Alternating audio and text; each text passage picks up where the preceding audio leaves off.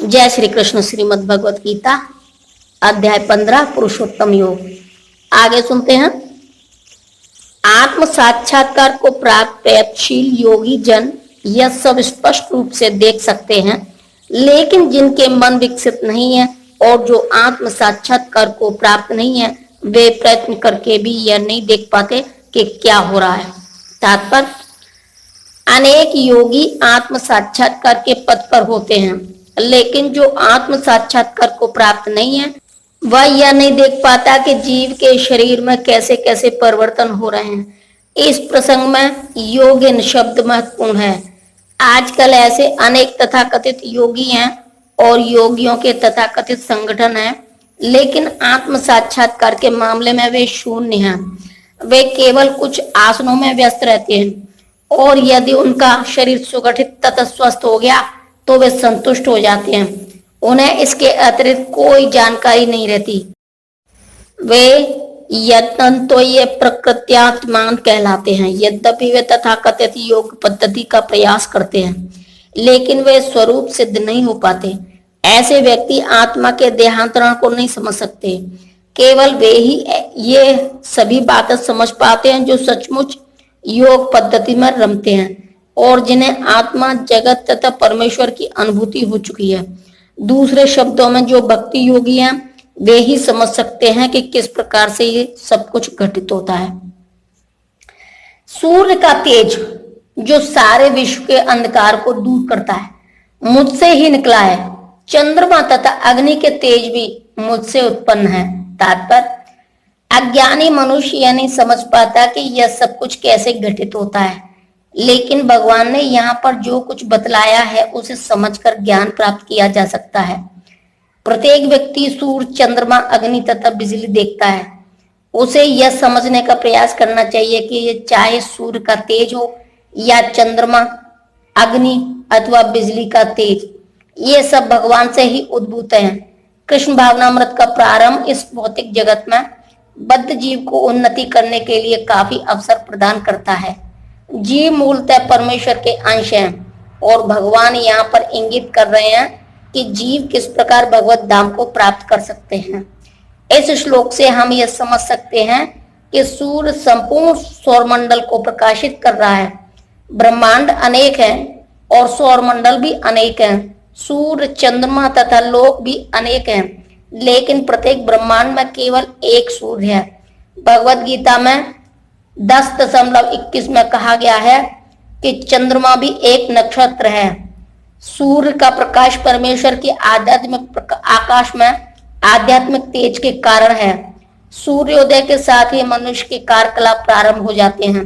वे भोजन पकाने के लिए अग्नि जलाते हैं और फैक्ट्रियां चलाने के लिए भी अग्नि जलाते हैं। अग्नि की सहायता से अनेक कार्य किए जाते हैं।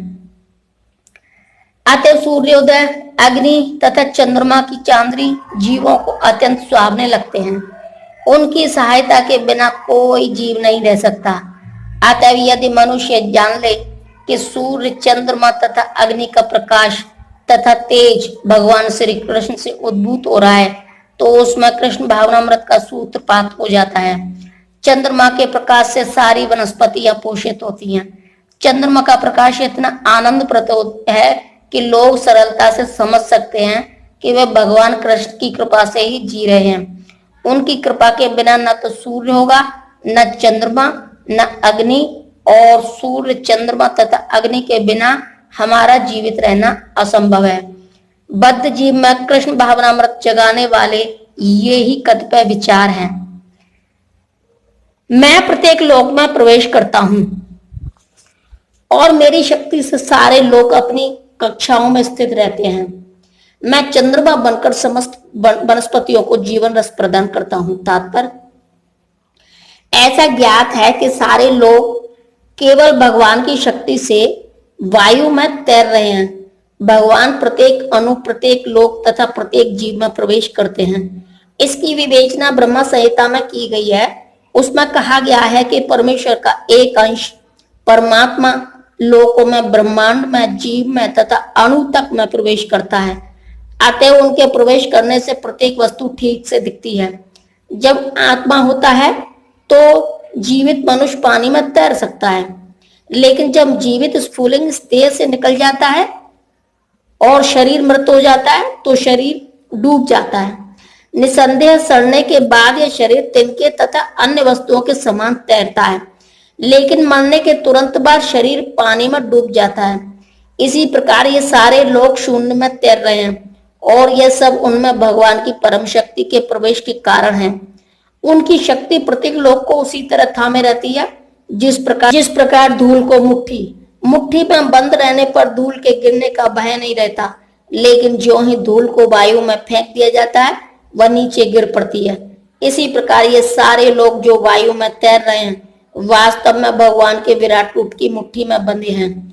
उनके बल तथा शक्ति से सारी चर तथा अचर वस्तुएं अपने अपने स्थानों पर टिकी हैं। वैदिक मंत्रों में कहा गया है कि भगवान के कारण सूर्य चमकता है और सारे लोग लगातार घूमते रहते हैं। यदि ऐसा उनके कारण न हो तो सारे लोग वायु में धूल के समान बिखर कर नष्ट हो जाएं। इसी प्रकार से भगवान के ही कारण चंद्रमा समस्त वनस्पतियों का पोषण करता है। चंद्रमा के प्रभाव से सब्जियां सुस्वादु बनती हैं। चंद्रमा के प्रकाश के बिना सब्जियां न तो बढ़ सकती हैं और न स्वादिष्ट हो सकती हैं। वास्तव में मानव समाज भगवान की कृपा से काम करता है, सुख से रहता है और भोजन का आनंद लेता है, अन्यथा मनुष्य जीवित न रहता। रसात्मक शब्द अत्यंत महत्वपूर्ण है। प्रत्येक वस्तु चंद्रमा के प्रभाव से परमेश्वर के द्वारा स्वादिष्ट बनती है। मैं समस्त जीवों के शरीरों में पाचन अग्नि यानी कि वैश्वानर हूँ और मैं श्वास प्रश्वास यानी कि प्राण वायु में रहकर 4 प्रकार के अन्नों को पचाता हूँ। तात्पर्य, आयुर्वेद शास्त्र के अनुसार आमाशय यानी कि पेट में अग्नि होती है जो वहां पहुंचे भोजन को पचाती है और यह अग्नि प्रज्वलित नहीं रहती तो भूख नहीं जगती, और जब यह अग्नि ठीक रहती है तो भूख लगती है। कभी कभी जब अग्नि मंद हो जाती है तो उपचार की आवश्यकता होती है। जो भी हो, यह अग्नि भगवान का प्रतिनिधि स्वरूप है। वैदिक मंत्रों से भी बृहदारण्यक उपनिषद 5.9.1 में भी पुष्टि हुई है। परमेश्वर या ब्रह्मा अग्नि स्वरूप में आमाशय के भीतर स्थित हैं और समस्त प्रकार के अन्न को पचाते हैं। चूंकि भगवान सभी प्रकार के अन्नों के पाचन में सहायक होते हैं, अतएव जीव भोजन करने के मामले में स्वतंत्र नहीं है। जब तक परमेश्वर पाचन में उसकी सहायता नहीं करते तब तक खाने की कोई संभावना नहीं है। इस प्रकार भगवान ही अन्न को उत्पन्न करते हैं और वे ही पचाते हैं और उनकी ही कृपा से हम जीवन का आनंद उठाते हैं। वेदांत सूत्र में 1.2.27 में इसकी पुष्टि हुई है। भगवान शब्द के भीतर, शरीर के भीतर, वायु के भीतर तथा यहाँ तक के पाचन शक्ति के रूप में आमाशय में भी उपस्थित हैं। अन्न 4 प्रकार का होता है। कुछ निगले जाते हैं यानी कि पेय पदार्थ, कुछ चबाए जाते हैं यानी कि भोज्य पदार्थ, कुछ चाटे जाते हैं यानी कि लेह पदार्थ तथा कुछ चूसे जाते हैं यानी कि चौष पदार्थ। भगवान सभी प्रकार के अन्नों की पाचक शक्ति हैं। जय श्री कृष्ण।